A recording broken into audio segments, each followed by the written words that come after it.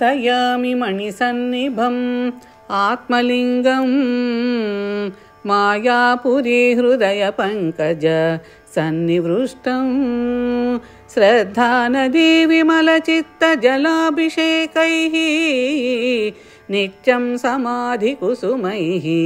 न पुनः भवाय रत्नैः कल्पितमासनं हिमजलैः स्नानां च दिव्याम्बरं नानारत्नविभूषितं मृगमदा मोदाङ्कितं चन्दनं जाजी चम्पकबिल्वपत्ररचितं पुष्पं च धूपं तदा दीपं देवदयानिधे पशुपते यत्कल्पितं गृह्यताम् सौवर्णे मणिकण्ठरत्नरचिते पात्रे घृतं पायसं पक्ष्यं पञ्चविधं पयोधधियुतं रम्भाफलं स्वादुदं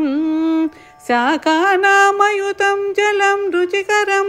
कर्पूरकण्ठोज्ज्वलं ताम्बूलं मनसा मया विरचितं भक्त्या प्रभो स्वीकुरु छत्रं चामरयोर्युगं व्यजनकं च चादर्शकं निर्मलं वीणाभेरिमृदङ्गकाहळकला गीतं च नृत्यं तदा साष्टाङ्गं प्रणतिः स्तुतिः बहुविधा हि हेतत् समस्तं मया संकल्पेन समर्पितं तव विभो पूजां गृहाणां प्रभो आत्मा त्वं गिरिजामतिः सहचराः प्राणाः शरीरं गृहं पूजाते विषयोपभोगरचना निद्रा समाधिस्थितिः सञ्चारः पदयोः प्रदक्षिणविधिः स्तोत्राणि सर्वाङ्गिरो यद्यत् कर्म करोमि तत्त्वदखिलं शम्भो तवाराधनम् करचरणकृतं वा कायजं कर्मजं वा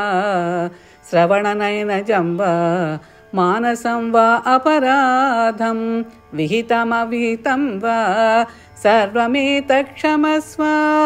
जय जय करुणाब्धे श्री महादेव।